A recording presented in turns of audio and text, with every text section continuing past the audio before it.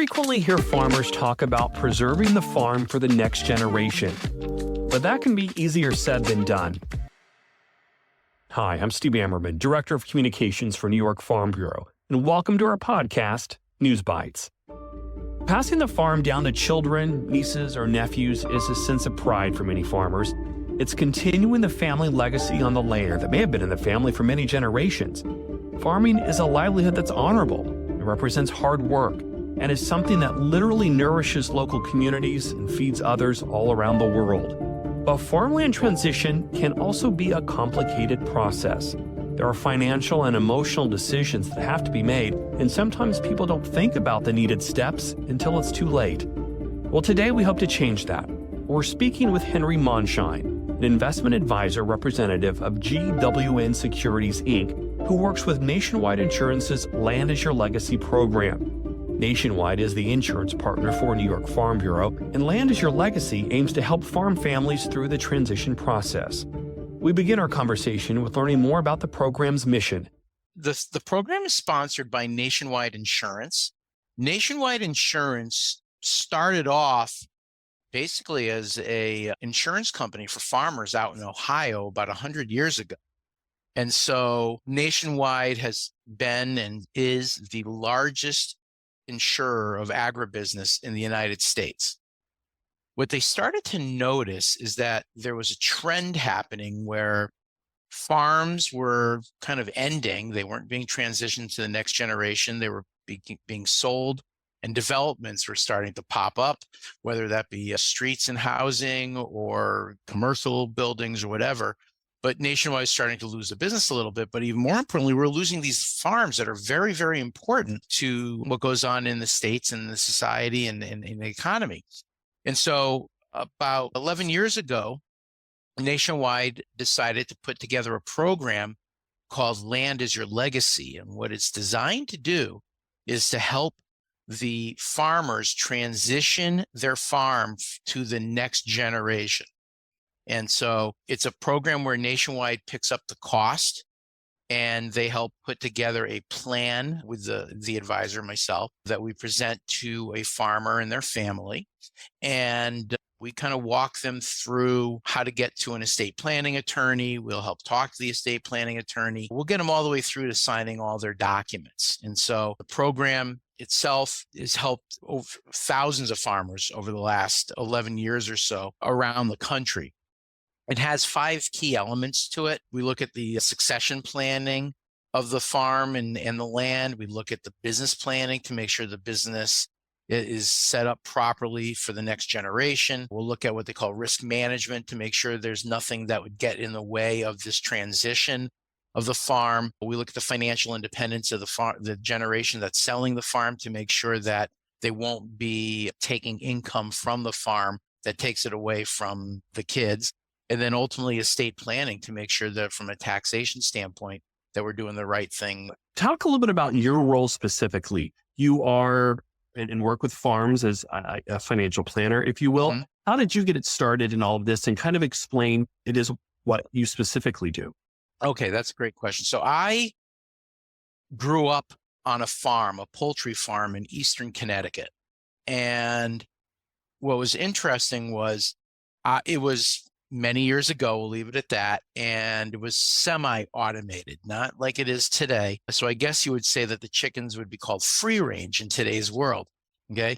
We had 10,000 chickens, they had pens, they would roam around, they'd hop into a nest to lay the eggs, and then I would come along with my father, and we had a worker on the farm, and literally hand pick the eggs out of the nests, and then we would grade them, sell them, do whatever. My father, when I turned 18 and I was heading off to the University of Connecticut that summer, he came to me and said, "I've decided to retire. Do you want the farm?" And I'm like, no. It's like, first of all, it's not even automated. We're seeing all these automated farms now, chickens in little pens and things like that, or cages. And I'm like, we're not even set up for that. So I said, I want to go to school. I want to get my education, and then we'll see what goes on. Well, my father shut the doors. I went off to college. A few months later, he had a stroke. And after that, that was literally the end of the farming operation as was. I decided not to take it over, but my mother, my father, they weren't sophisticated in terms of how to transition things or to, work with, let's say, from a taxation standpoint. And so my father died a few years later. My mother died a few years after that. I was an only child. And then I had to cut a nice bill to the state of Connecticut for estate taxes because there was no estate planning. All right, happens. Through the years, I became a financial advisor.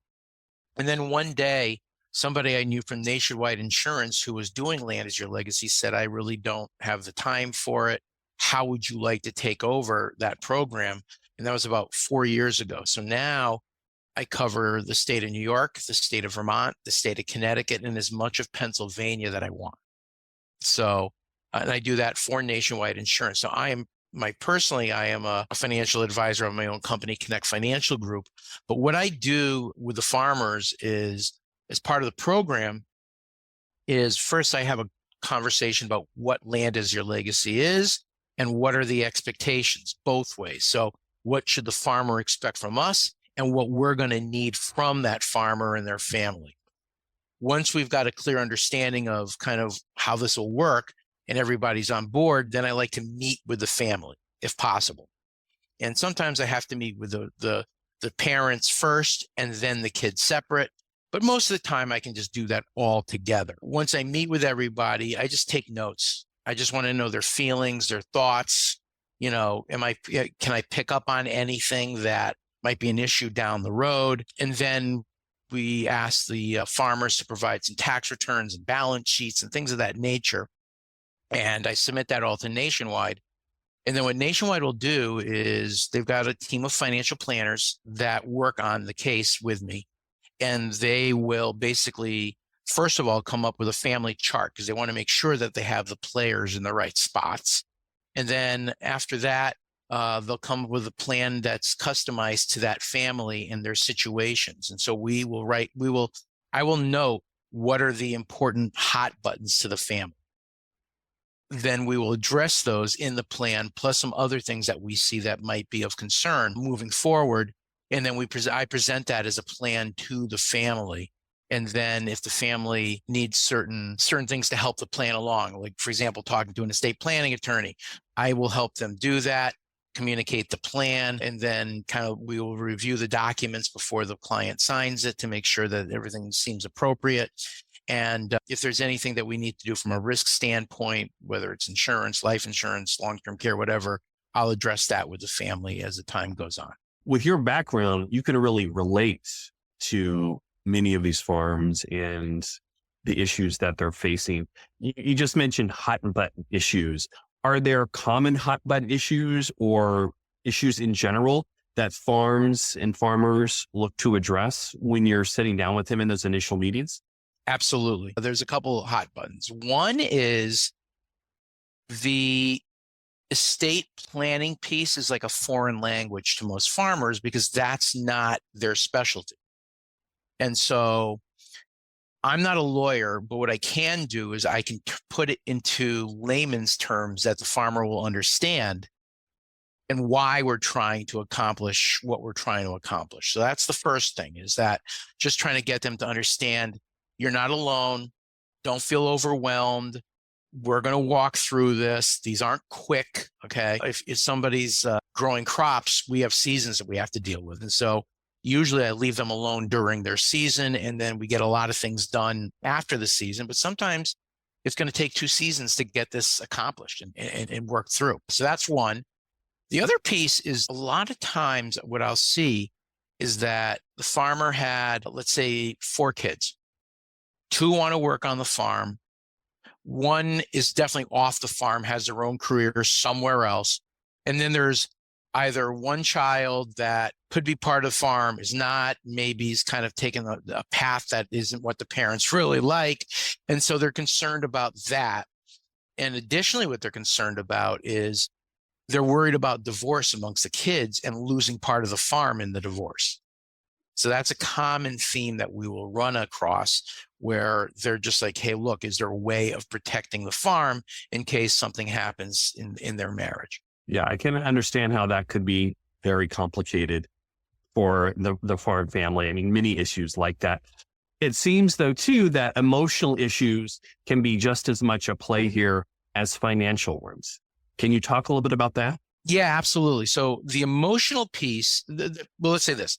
The financial piece is the financial piece. There's certain tax laws. There are certain things that you can do regarding the tax laws, and there's certain things you can't do. So that's kind of straightforward to me in that regard. It's the emotional piece that becomes an issue. So there's a couple things that go on there for play. Number one is farmers' identities are in their farms. And if you inherited that farm from your parents and you've worked that farm your whole life, that farm is you. And so the first problem is that the senior generation having to give up control of the farm, because in some regards, it's like reinventing themselves at an older age, because now they're not the farm anymore. And even though they might have the aches and the pains, it's still emotionally part of their being. So that's one problem that we come across from an emotional standpoint that we have to address. The other part is just trusting the kids to do a good job. And a lot of times the next generation has different ideas than the previous generation. And what I have seen is there's some really, really bright young farmers out there that are going to do some amazing things when they have control of the farm. They just got to get control of the farm. And then what I'll normally say to the father, let's say in these situations, I will say to them, hey, look, just because the farm is now going to be run by your kids doesn't mean you're not allowed on the property. What I would suggest is to have a position on the farm that doesn't get in their way. So a lot of times I'll say to them, hey, look, you've fixed equipment all these years, right? Why don't you just do that? You be like the repair guy or something of that nature that keeps you on the farm. If you want to hay a field or if you want to plant stuff, go for it. I don't think that's going to hurt anything. I think that helps, okay? But it doesn't require you to be there all the time, and it doesn't require you to be totally cut off. So we work with the emotional issues of the senior generation and their identity. And then we look at, the younger generation and, they're just chomping at the bit, and we just got to help them kind of get through the process of getting ultimate control into the farm. So let's talk about that process. You alluded a minute ago that sometimes it can take a season or two. This isn't something that will be resolved in one sit-down meeting. So I'm sure that that's important to have that mindset in the get-go. And what should farms come to the table to be prepared to answer in that initial meeting and then going forward? So Nationwide has done a really great job of putting together some checklists and things that you can rank in terms of importance. So the parents will always have a couple things that they've been thinking about that they're concerned about. What we do is by putting out these lists and giving it to them, I give it to them ahead of time and I'm saying, we're going to talk about this and we're going to rank this together. You don't have to do this ahead of time. It's not a homework assignment, but I want you to read it and say, oh, I never thought of that. Is that important? Is it not important? And so I think that the first thing we try and do is give them as much information to think about, and not even information, really just topics to think about and say, is this important to you? Is this important to the farm? Is this important to the business? Is this important to the kids? And so that's the first thing we try and do is get them to think that way.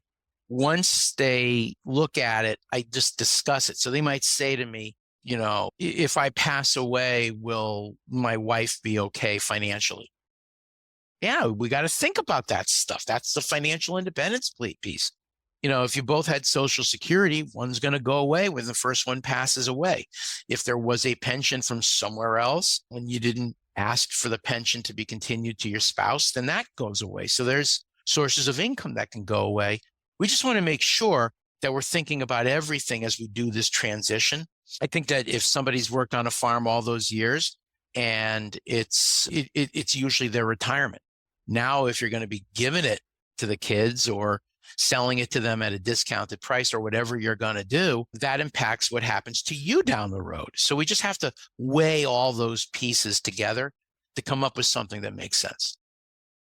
So this may seem like a duh question, but why is it important for farms to think about it earlier rather than later? I know personally of many farms who, the children may be in their 50s or 60s and still aren't a part of the ownership or the governing of that farm business. Sure. So why is it important to think about this earlier rather than later?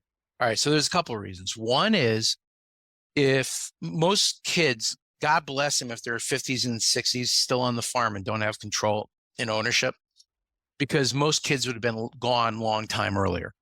They would have just said, no, I can't wait this out. I need to have the control, blah, blah, blah.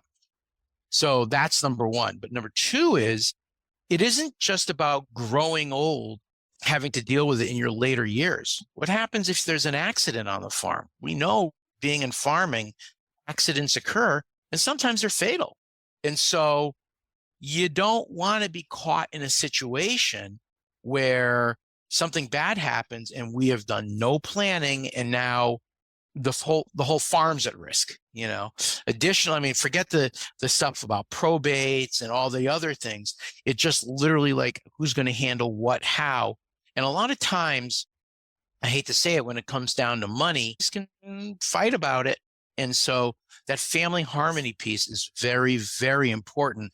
And by the parents putting together a plan that, early enough, it kind of addresses all these issues. And if the kids aren't happy, at least they're not going to be not happy with each other. They'll be unhappy with the parents. And if the parents, ultimately are gone, have at it. Be mad at me as much as you want. I'm not here anymore to hear you, and then go from there. But it'll preserve family harmony. So I'm sure you've worked with many farms in your career. This is such an important issue, and it really does impact the future of that farm. How does it feel to you personally when you've seen it work and you've been able to help a farm family, move forward in a positive way? So luckily for me, I don't really look at this from a transactional standpoint. So when I do a plan with a family, it's not see you and maybe I'll see you at a meeting or whatever it is. We still talk afterwards because the beauty of these plans are they have flexibility for change. So I might do a plan in 2021 with somebody, and now 5 years from now, the grandkids have started to grow up a little bit and are showing an interest. Now they want to change things around. Well, let's get back together and let's revisit the plan and see what we need to do to make that happen. Okay. Or somebody who they thought was interested isn't interested. Now it's got to get changed again. So we do have consistent communication through the years with people. And some of this, takes even longer. So, I said it could be a couple seasons. I have a farm that I work with here in Connecticut. I met with one of the sons at a young farmers meeting in 2019. And he said to me, Dad's not ready to let this go, blah, blah, blah. About a year and a half later, he introduced me to Dad. And now we've got the plan. We're literally at the attorneys for the buy-sell agreement at this point. But literally the process has been 3 years or so. But it's given me enough time to talk to Dad about kind of relinquishing control a little bit, just so the kids can get moving on what they need to do. So I get a lot of satisfaction out of it. Just seeing that the family is in a better spot. And the most important thing, and I tell this to everybody who's a client, part of Land Your Legacy, whatever is, as long as you can put your head on that pillow at night and this isn't a worry, it's a win for us. So that's the key, is peace of mind. And I enjoy giving that. So if someone is interested in going through this program, what steps should they take? Reach out to me, or at least reach out to the New York State Farm Bureau. The Farm Bureau will refer you to me, and then we will have a conversation on the phone. If I can't get out there for whatever reason, I'll start with a Zoom meeting, something of that nature. But you will get an individual meeting with me at some point, whether it's on the delivery, mostly on the delivery piece. But if I can even get out for the first meeting in person, then we'll do it. It's seasonality. So now that the farmers are coming off the crop season now, we're doing this here in late October. I've got people from last year I got to work with. I got people during this year. So I might be stretched a little bit where I can't get out there right away, but I'll get to you before the next season, I promise. It's wonderful. Yeah. Henry, thanks so much. We really appreciate this advice. and really just getting people to start thinking about the decisions that they and their families will need to make going forward. And this, I think, will be very helpful to them. Excellent. Thank you for the time. It is a valuable service that sets up farm families for the future. As part of New York Farm Bureau's partnership with Nationwide, our members can take advantage of Nationwide's Land is Your Legacy program free of charge. If you're interested in learning more, we put Henry's contact information in the description of this edition of News Bytes, or you can go to the website nationwide.com/NYFB, where you can learn more about Land is Your Legacy and all of Nationwide's offerings for members. Well, that's our time for today. Please help us out by giving us a positive review wherever you listen to today's edition of News Bytes that was edited by Seth Moser-Katz. Until next time, make sure to thank a farmer for all that they do.